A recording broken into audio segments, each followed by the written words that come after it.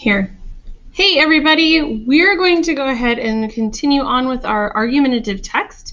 We originally went through the three different types or the three different characteristics of argumentative text, and today we're going to start working on finding a claim. So you are going to need your notebook and a pencil to write with, and I'm going to look at my table of contents, and right here my table of contents is starting to get a little short. Oh, it's unfocused. There we go. My table of contents is starting to get a little short, so I'm just going to leave Unit 6 argumentative text that starts on page 55, and that way when I get to a daily grade or a major grade, I know I can go start looking on page 55 for my argumentative text right here. Okay, that means that I'm going to go ahead and flip over to the next blank page that I have. That would not be the next blank page. I need to find where it says characteristics of argumentative text, and I'm going directly after that so I can keep everything nice and neat and organized. And the title of this is going to be How to Identify a Claim. There will be quite a bit of writing in this one. I'm going to show you, give you the steps, and then I'm going to show you with the text article how to actually identify the claim in an article. So as always, if you need to pause so you can keep up or catch up with whatever I'm writing, that would be great and a wise choice. We're going to start off by redefining claim. Now, in our last video, we talked about how a claim is a statement someone, and in this case, we're going to say the author believes to be true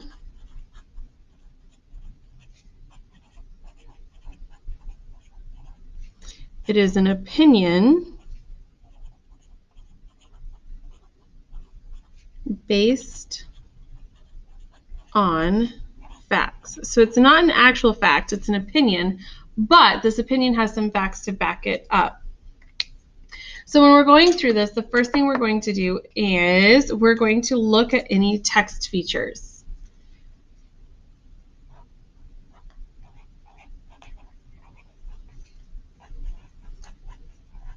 And there are a couple of questions you're going to ask yourself when you're looking at those text features. What do the pictures or photos have in them? What do the captions say?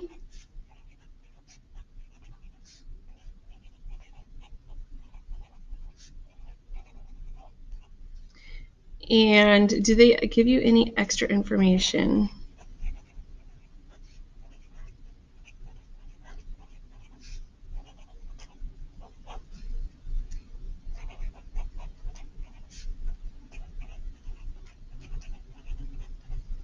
And I know this is kind of hypothetical at the moment, but this is something that you are going to want to do. Now I'm going to go ahead and zoom just a little bit because it looks like a little hard to see.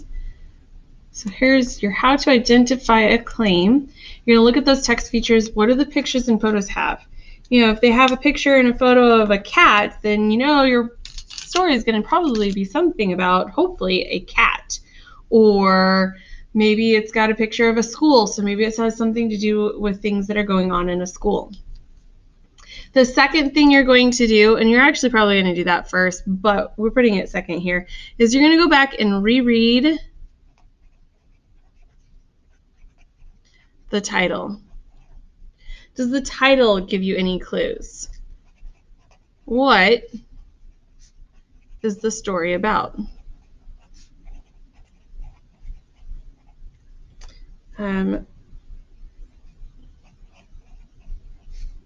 Does the author give any specifics about the topic? Did it give you any clues or hints in that title? All right, and the third thing you're going to do in order to find out if find out what the claim is. I'm going to go ahead and move that up a little bit. Number 3, read the first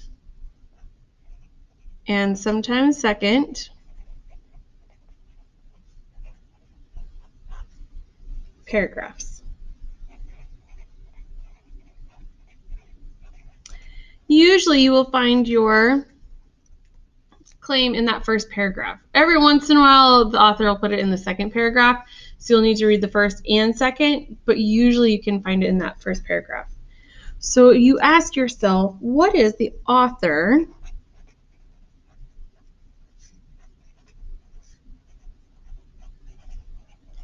trying to convince you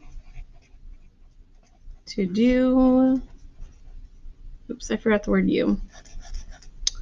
Convince you to do or believe. What is it that the author is trying to convince you of? Okay, so I've got three different color, pink, purple, and red. So I'm going to use those pink, purple, and red. Hopefully you can see them when we're going through our article. And I'm not going to read the whole article to you, but we are going to go through each of these steps to see if we can find the claim before we even start reading the article. And then that way, as we go through the article, we kind of have an idea of what the author is trying to convince us of. So if you need to pause this in order to catch up, you are welcome to do so. But we are going to go ahead and start with this article titled, Don't Separate Us. And the first thing that we're going to do when we're looking for text for our claim is we're going to use those text features. Pictures, captions, subtitles, headings, graphs, charts. And so I have a picture right here, and I'm going to annotate my text, and I have students in a class. They look very cheerful for students. I have no captions, so I don't know what's going on here, but I do have a graph.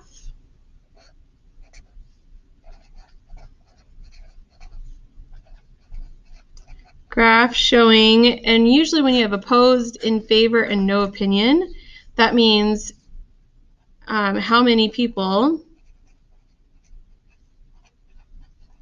voted for this topic. So there's a lot of people who said no, that they don't like this. Okay, a lot of people, majority of them. Like 12% of this is only in favor, and then 15 were like, I don't care, in one way or the other. So that's our text features that we've got. So we kind of know that we've got a classroom. We know the majority of the people are against whatever it is. And then we have reread the title. What is the story about, and does the author give any specifics about the topic? Well, the title is not being very helpful, but it's telling us that don't separate us. I don't know who this is, so I'm going to put a little question mark next to that because I kind of need to know that in order to be able to figure out what my claim is. My graph down here says that people are opposed to separating whoever it is right here. So I know that this tells me that the author with Don't Separate Us, the author agrees that they shouldn't be separated, but I still don't know what my claim is. I can't say, oh, they don't want to be separated. Well, who doesn't want to be separated? I don't know yet. That's when we come down here to reading the first paragraph. So I look right here and I start off with, Dear Principal Smith, the girls of room 302 would like to express our disagreement with the plans to separate boys and girls in our school. We think this plan will be bad for all students. So this says to separate boys and girls. That means the us is boys and girls.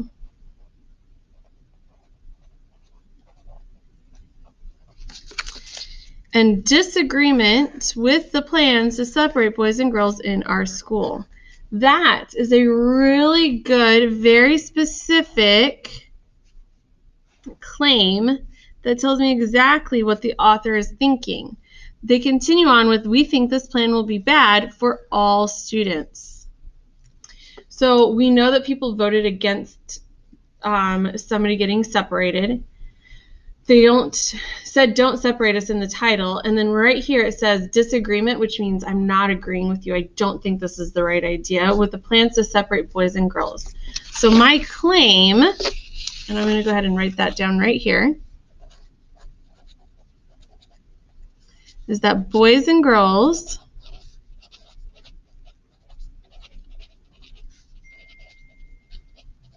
should not be separated. Boys and girls should not be separated. Okay, so again, we used our text features, rereading the title, and reading the first and sometimes that second paragraph in order to help us figure out what our claim is for our text. As always, if you need to pause, go ahead and do so. I'll go ahead and move this down just a little bit so you guys can see it better. And if you have not finished, go ahead and do so at this time and be ready to discuss this when we get back to class.